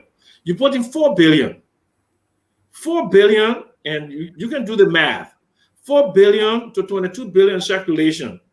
If that is not done methodically, and if it's done like it was done in 2016 to 2018, we could see hyperinflation. But I'm hoping and praying that they have the lessons that were learned from the last infusion will be based upon the demand of the market in terms of the level of economic activity, where they can just keep the currency in the vault, and with the commercial banks needed for improved liquidity, according to prudential guidelines, then that can go. But if they do it any other way, it will be hyperinflation. I don't know what Dr. Johnson thinks, but I'm curious to know what he said. Mr. Jackson, Dr. Johnson, let me just ask this question before Mr. Jackson leaves. I heard you talk about the issue of the culture of impunity in Liberia, the rule of law, the mismanagement of the $25 million, which the Wai administration claimed to have used for a mop-up exercise. The letters that came from the diplomats. In summary, are you in any way insinuating that the Wai administration is corrupt? Mr. Jackson, the question is for you. Well, I'll put it to you. There is a degree of corruption in the government. Absolutely. Okay. So you think I'm going to sit here on national television and tell you, say, there is not a degree of corruption in the government? The Trump administration was very corrupt. You know that. Okay? But like I said to you, there is no cost, there's no transaction cost for corruption. And that has been a problem historically. Okay? I don't know to which degree that this government is corrupt in compared to other governments, but there is a degree of corruption. Corruption has historically been a part and parcel of the political economy, starting way back from E.J. Raw and the 500 and the 100-pound loan from England, and how they discounted it and how it caused the first overthrow of government, and the issue with President King and the loan of 1904. Dr. Johnson know all of that. Okay, with the El Nitro deal recently and the Western Cluster. Okay, and all of these things. 66 or 68 concession agreements were deemed fraudulent or flawed by most Stevens. Corruption, it is a problem in the country, but the bigger problem is what? Impunity. It's impunity that drives corruption. We don't have the court system to make it costly for people to engage in those kind of acts. So if you have a society that does not punish, look, there is nobody I know who is 40 plus year old who been in government and stolen who is in jail. Nobody. How can you not have, you have succeeding governments, generation to generation, and nobody has gone to jail and served a serious prison term with all of the crimes that have been committed against the state from 1847, and no one has paid a price? Do you know, Volcano Shelton, anybody from your generation or the previous generation who has spent any time sentenced to prison and serve a prison sentence for the amount of corruption that they did in Liberia? Have you seen that? It doesn't exist, because the family will come back, the Masonic craft will come back, the church will come back, the imam will come back. So you can't have a society where no one's paying a price for committing a crime. It's a sad that's an unjust society. The only people who are in jail are the young men and women who don't have power, who don't even have bail money, and some of them have been there for over a year or two. Okay, they have been charged, but they've not been convicted, and they're spending all this time in jail. Whereas the people who deserve to be in jail and have the keys thrown away are walking around here from previous administration to administration, and you know that. So then, what is the way forward? The only way you can change Liberia is to improve the rule of law. Okay. The justice system is the problem in Liberia historically. Inequality, social inequality, justice, and all of those things. This society does not punish crime, and because of that, there can be no convergence of economic opportunity. The elite will always be at the top.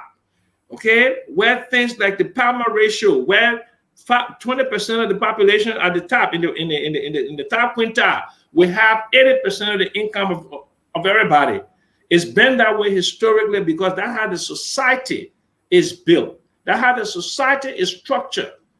And until we improve impunity, improve our court system, and make people accountable and have a system of accountability, like bro, will always be a poor country. Always be a poor country. Impunity is your number one problem. On that note, see you guys. I'm sorry I have to leave. The Zulu princess is waiting for me. She's getting Yeah. Thank you, Samuel. We appreciate you being Thank you, here. Mr. Jackson. Dr. Johnson, let Shelton give you my contact details and let's contact each other. I really like the way you put the issue because when you speak to people, they're not looking at the comparison between periods in terms of this exchange rate. Because if you look at fourth quarter over the last 4, 5, 6, 7 years, you will see that they always been an appreciation. But to me, the degree of this particular appreciation, when it is noticeable by the public, so that needs further investigation. So God bless you and God bless Liberia. Meantime, before you go, Fokano has my permission to share my own contacts with you. So okay, great. Okay, great. So I will okay. do that. I will do that. Okay, then. Okay, so guys. you guys Thank you can so hang much, here. man. Listen, you guys will Nice hang here meeting you. because we got to come back. This topic is very, very No, important. gotta come back. Gotta come love back. it. But see, the problem Well, is to do on Friday night. I time for me to hang on and enjoy myself. Well, No, okay, but we'll Tuesday, do on one of our we're Tuesday playing editions. something. We're playing something. Okay, yeah. So we do it besides Friday because Hey, I'm man, on we'll do it on one of the Tuesday every editions. good time. Every good time matters. I have to go enjoy myself. I gotta go. All right, well, man. We'll allow you to go enjoy yourself. Thank you. Enjoy, have a sir. good night. So Dr. Johnson, we've just received a plea to extend the conversation, but you didn't come in on the infusion of the new money in the impending infusion of the new money in the economy. What do you think it's going to do for Liberia? Again, we're going to see new money, but most of the monies will be put in private homes and in personal vaults. And again, we'll go back to the scarcity of money on the market. So, what do you think? Is this going to help in any way? I mentioned it in passing, but let me go back just to re-emphasize the point. The first thing we should establish, why are we infusing money in the market? Absolutely. I agree. And the argument from the central bank at the time has been they want to, and Mr. Jackson alluded to it earlier on the show tonight, they want to mop up those mutilated banknotes. Yeah, given the structure of the Liberian economy, mutilation itself becomes another transaction cost for people because our people don't like to use money that is torn up. And so if they are going to mop up, that means then you're going to extract the exact value or the exact volume, let's say it this way, of those mutilated notes from the economy. You're going to sterilize them. It means they're not coming back into the economy. And you want to replace that volume extracted. In that way, it may not have any significant impact on the direction of the economy. But wherein we are just going, in developing countries do this, to use this as an opportunity to pay up our debt, which is what you call financing through the printing press, we call it economic jargon, then it becomes inflationary. You just don't put money on the market because you want to put money in the market. Earlier I talked about us being careful to strike that balance between monetary growth and production. If you have monetary growth where you're just dumping money into the market and you see the volume of money going up and a lot of people having money and then you do not have, the money is losing its power, that's a sign of inflation. The volume of money that is in the economy or the amount of money should be, Mr. Jackson talked about it when he used the term quantitative theory of money. It's not even a theory, it's an identity look at it in economics. It should be directly equal to the volume of economic activities or the production that is taking place. So you have to be able to strike that balance. Other than that, if we go back to just to pay our debts, then we are headed in the wrong direction. And that is going to increase the cost of living for the ordinary Liberians. Before I allow you to come in, there were some comments from viewers. I think I heard Tobot Yinswa talking about the issue of agriculture and mining. Mining is a good thing. It has been one of the biggest earners for our economy over the years, for as long as I can remember. But you notice over the time what we've experienced has been a depletion in our natural resources. And most of our natural resources are not renewable. And so the question is, what do you do in this particular instance where your natural resources are being depleted? How do you re-diversify your economy? And that is where sectors like agriculture comes in. Why do I say it? You have a huge proportion of the population that is dependent on agriculture production, no, how be it primary. So it means that we have to pay attention to that because for them it is already cost effective. How do we go about it? I mean, agriculture is not any ordinary sector that you just talked about. That it's very embedded. It means that we should also think about ways of increasing that productivity, reducing the cost of production. So this doesn't mean that we're going to give them no. It's about getting them to be able to produce at a lower rate, meaning they're not going to be using those tools like labor-intensive tools like hoes and diggers and cutlasses. I enjoy slashing. I'm an old boy. I still do this stuff when I go to Liberia. But those become cost intensive as opposed to they were using automated equipment, for example.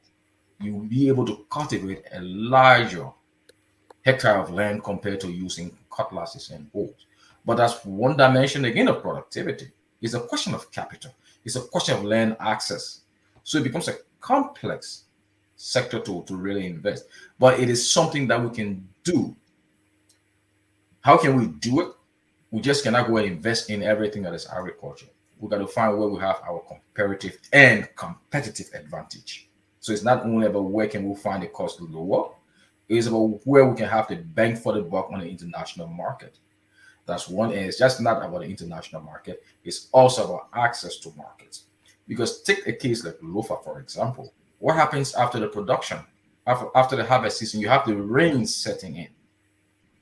And most of those people have their produce now stuck up in warehouses. They cannot access markets because the market extends beyond Gulu, beyond Bon County. The market is up to Monrovia. Because they cannot access market, another problem they have is they do not have adequate storage for their produce. So what happens? Those things erode, they get rotting, and they become waste. That becomes a cost for the farmer in the next planting cycle. A loss of capital because they are not able to attract capital to supplement that loss. So that means we got to go back and rethink the issue of agriculture financing that we had before the war. And now people want to beat me. Liberia is not the only country where the African Financial Project failed, the Agriculture Development Bank. It became a political instrument for many developing countries' governments. Why? Because legislators from these countries, places, from regions where these banks were supposed to serve, went and leveraged their legislative powers as a way to attract loans in order to secure votes. And they were not able to repay the loans that were secured from those banks. I may not speak to the Liberian case entirely, but that is a general developing case. So we got to consider that. So it's about ensuring access to capital, it's about ensuring that production costs are going down, they are producing efficiently, it's about ensuring market access. And it comes back to the earlier point we began with, the issue of developing our infrastructure. If we have a developed infrastructure that runs up to those places where people are producing, you'll be able to see a change in their livelihood because they are able to access markets directly. If they cannot access markets directly, given the current state of this society, what happens? You have middlemen coming in who give them discounted prices. And so they suffer another loss. So you see how complex it is, but it's something that is capital intensive, but I think it's something that is the future for the society. The issue of corruption, Okay. corruption has always been tied to power. It has been tied to our value system. Those who benefit corruption mostly are those in the economic at the top level. And so they see corruption as a means to feast on power. So until we can begin to change that whole dynamic, I mean, I don't like to sound as a bearer of bad news. I'm always optimistic, but it remains a challenge to our own growth. Moses? Yes. Yes. I know Mr. Jackson also talked about the issue of corruption, and Dr. Johnson said a similar thing. Uh, Dr. Johnson, with graft being institutionalized in Liberia, which having to be a contributing factor to this problem. How can we really manage this problem of graft in the public and private sectors of our Liberian society? The issue of craft, again, is part of our value system. That's one. And if you have a value system that kind of enables corruption, Mhm.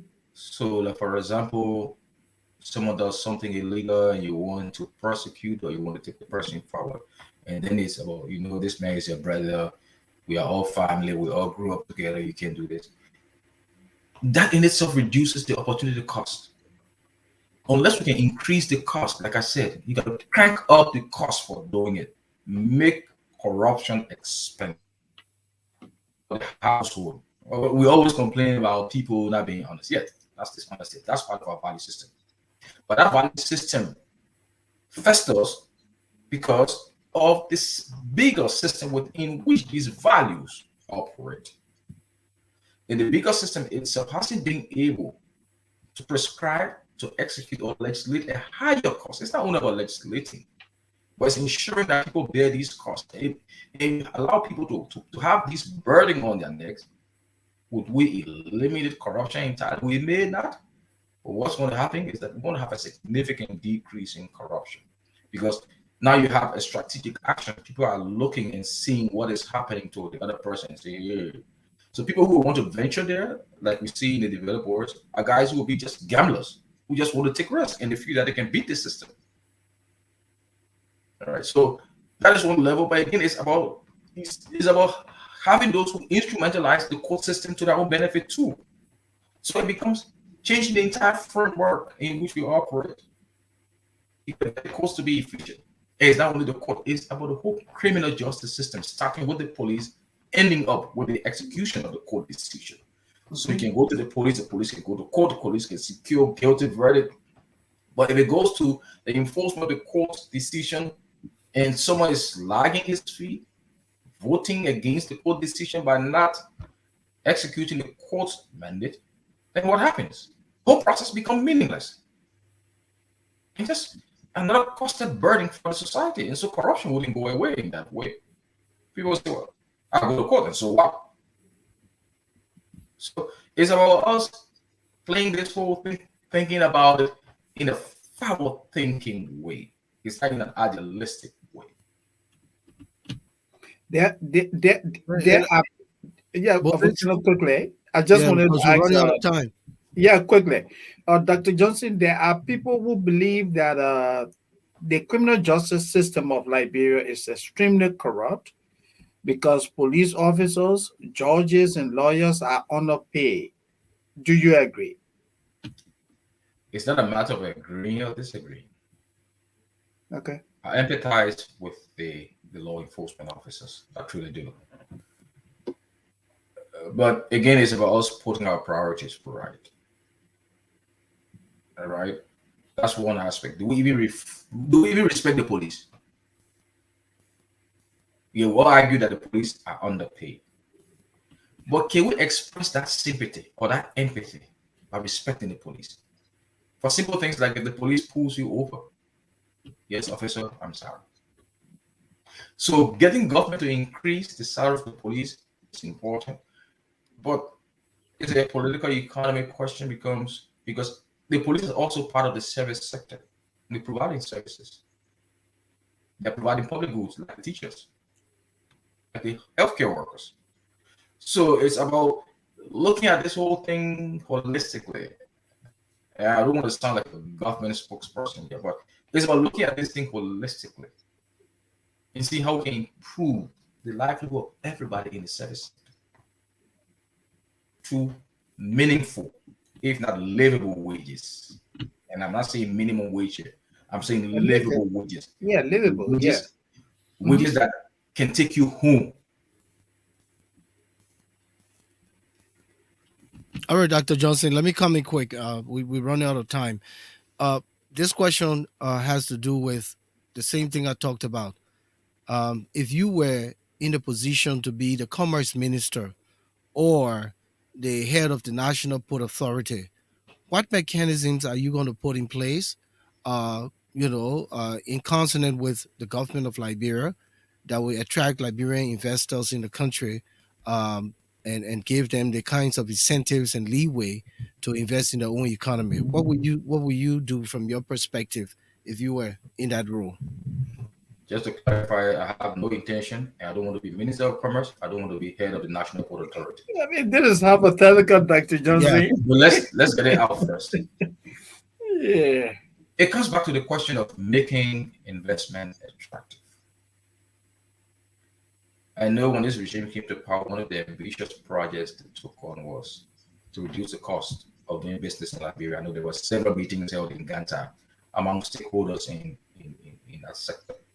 I don't know what's the outcome of those meetings. I know there was a report, and I don't know what the report is. So, putting in place policies that will make businesses attractive, that will make importing to Liberia attractive. Mr. Jackson pointed it out. It was good that he pointed that out. During the early years, one thing that we did in comparison with the rest of the world was that we tried to reduce the cost of doing business in Liberia. And so what did we see? We saw a huge inflow of people. Now, what has been happening has been an increase in the cost of doing business. So it means that we have to sit there and ask ourselves the question, how do we make businesses attractive here? How do we make the port of Liberia the number one port in West Africa, for example? Because others will want to use the port of Liberia to export as transit routes. So we got to think about those things. And as we think about it, I know people will say, oh, it's the revenue question. But it's not always entirely the revenue question. The guys at the Liberian Revenue Authority have been doing well with domestic resource mobilization over the last year. They've been very aggressive. But it's about going beyond revenue to ensure, because it becomes another dividend for the society. If you're able to create policies that encourage a mass number of your citizens to participate in your economy. So for example, you have this diaspora pool of economic wealth, which one of your callers spoke to. How do we attract it? Because this government has included that as one of the, if you look at the PAP, the Proper Agenda for Poverty and Prosperity and Development, they've included that as one of the major issues, which is one of the major differences between in the structural between their development program and the development program before. But it's not just about talking about it, it's about creating avenues that ensure that you're able to tap into this pool. So like Okano is talking. So it will start maybe with a meeting. What are the impediments to you guys importing? What are the costs? And then we begin to go back and look at those things and come up with a solution that will be efficient for the growth of the economy. I mean, it may not be a magic bullet. I know you expect a magic bullet action, but I can give you a magic bullet answer. But that is Thank you. Systematically. Thank you. We've you. reached the end line. Thank you, Dr. So we Johnson. just want to thank you for coming in tonight. Thanks for spending 2 hours with us here.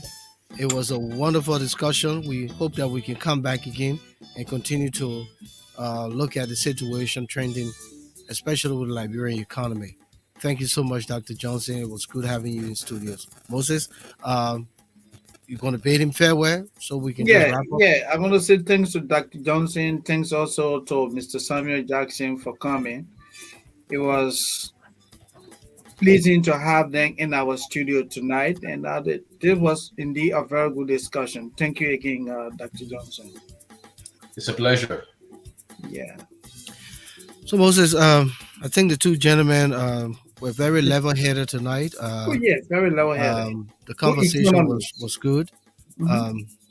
Most of the callers acknowledge that. Viewers acknowledge that. Of course, we can't sit here tonight and answer every question, but at least we cover grounds. And I was very concerned about Liberians, given an opportunity and leeway in their own economy, because all other things, will fall in place when we can take control. There were some very important points that were put forth regarding the dishonesty amongst ourselves, You're trying Absolutely. to do something home, and your families who members who should have your back are the one staking you with the needle, and then when you get home, it's completely the contrary. But That's true. if the mechanisms are put in place uh, at every level to encourage, investment, Liberian investment, then I think people who are stranded here or who are afraid to go home will find the reason to want to go home and take control of their own investment that they want to start. For instance, since you left Liberia back in 2000, was it 2002, 2003, you It's have not 20, gone back, you no. know. But again, if the environment becomes enabling where you want to start something and it's like one stop shop, what you call, you would be Hmm. ready to go back home. Absolutely. Because when you Um, think about it, by the time you factorize your ticket and all of the extra things that you got to do, you get on the grounds. Charles Crawford was here the other day. He said he, budget he himself, goes, he but goes home. by the time 2 weeks gone, he's He's already broke. broke. You Yeah, know, and because because Liberians are not empowering themselves, meaning the government is not giving the leeway to Liberians to do business. So as a result, the Indians are bringing their own boys, and the Lebanese are bringing their own boys, and these are all store boys. They're hmm store boys. The poor Liberian man who making $25 to $50 per month is sitting outside. He doesn't negotiate. All to do, Johnny, go get the steerer. Johnny, go get a wheelbarrow. John and the store boy who is a Lebanese man is yeah, telling he's another giving store boy who is a directive. Liberian Yes, man. giving directive. Yeah, Yeah, and this is yeah. sad. I go to Liberia and I see this, and it's like I just want to strangle the whole country. I want to Yeah. strangle the whole country for this disservice to our people. When when are we going to wake up, Moses? And again, everything comes back to what we said earlier: the rule of law. Our most of our public officials are extremely corrupt because nobody holds them accountable. There are laws on the book that clearly defines what can be done, what businesses should do. But nobody enforces those laws because they are literally in the pockets of the Indians and the Lebanese. That's one of the greatest problems we have in the country. So that's why it is important to have a system that will hold people accountable. Unless we can do that in Liberia, everything we talk will just be in theory. No And you're right, society Moses. thrives. No society. No society thrives in the absence of the rule of law. But you know the problem here? These are indigenous people in government. This is an indigenous government. You Yeah. know, But they are the proving to be public. the most corrupt, Yeah, though. yeah. Ellen Johnson government professed to be an indigenous government. She said she came from Mhm. Bomi. Yeah. Charles Taylor Mhm. government professed to be an indigenous government. He said he Mhm. came from Arthington. Um, Arlington, yeah, yeah. Samuel Doe government professed to be an indigenous government, the first indigenous government in the country He in was also 1980. extremely corrupt. He You was also understand me? extremely So then corrupt. who do we turn to? You said the Congo man or the American Liberians, you know, kept you down for hundreds of years. Now you have it and you don't put the mechanisms in place. You were the same one the other day sitting in the classroom and saying to yourself, the day I handle this thing, I will make the difference. Yeah, And then you yeah. came in your inaugural address and you said Liberians would not be spectators. But listen here, Moses. In fact, they Go are to not the used to airport. this. Moses, let me make this point. Go to the airport. You got Yeah, Ghanaians in your concessions in the airport, yeah, like internet cafe and stuff. yeah. Ghanaians, Filipinos, Running those businesses. businesses. Yeah. And I'm And those telling you, business, for a fact, a Liberian businessman had gone to the government to ask for one of those stores in the airport. and they said no. And they deny him because he's not a part of the CDC government. So can This you is a imagine? disservice. This is just horrible. So Horrible. then, so Horrible. then, so that's just one of the hypocrisy of the administration. You say, well, Liberians will not be spectators in their own economy. A Liberian shows up wanting to do business at the airport, and you say, oh, well, you're not part of the CDC. So now the requirement for doing business in our country is that what? You must be a member of the ruling party? Is that That's what it what appears is to be. easy? It's Or have unfortunate. some kind of ties to the ruling party.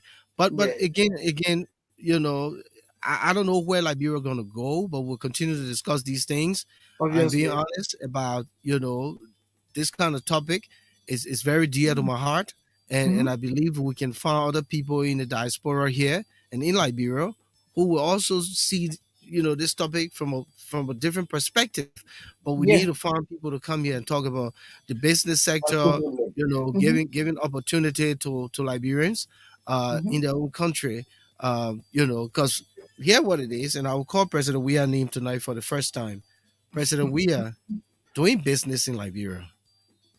The writings all on the wall. All of the big buildings that he's putting up, the estates and stuff, that's business. People are Of going to course, rent from him.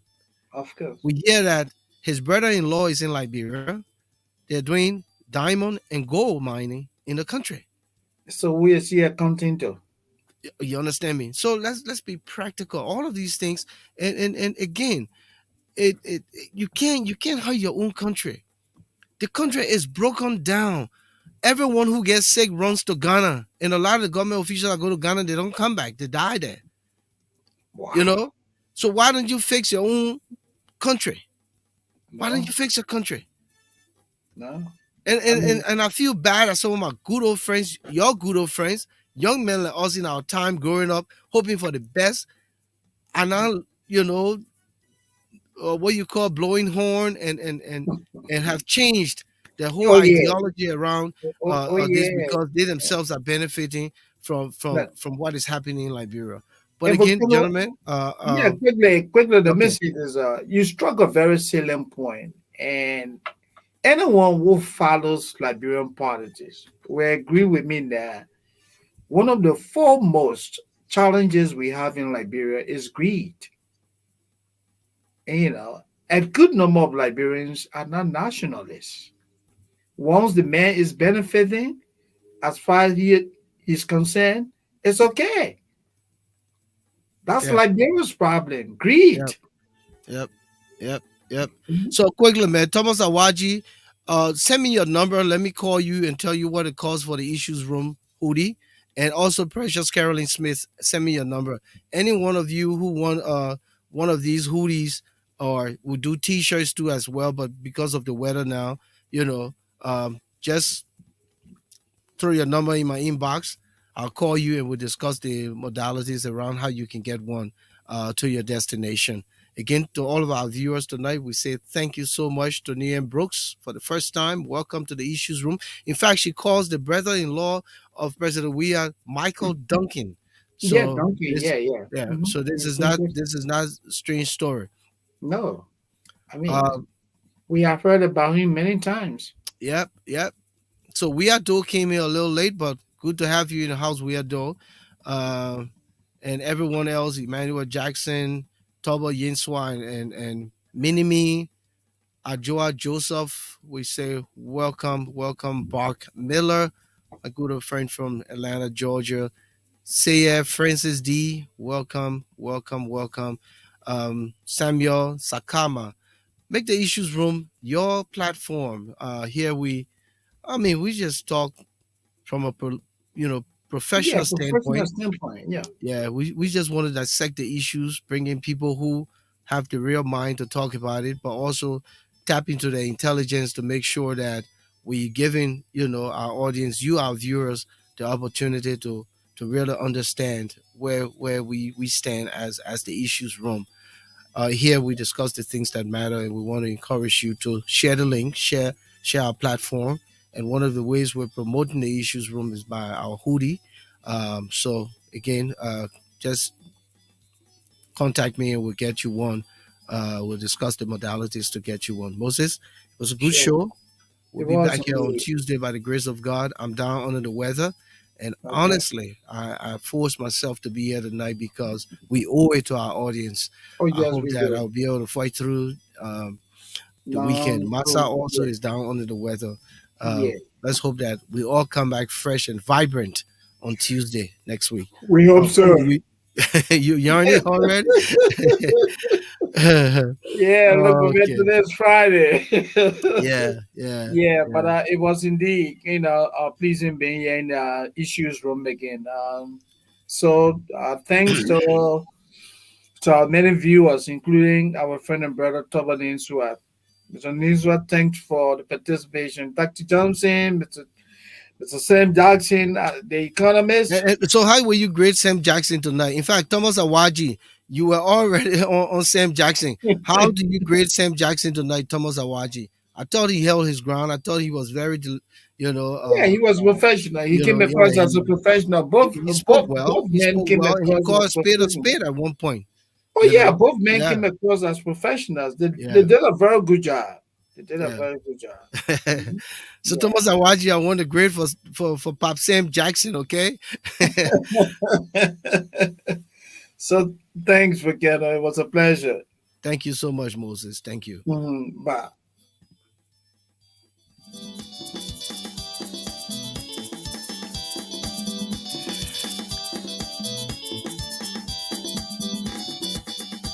All right. Talbot Yenswa says that they both were fantastic.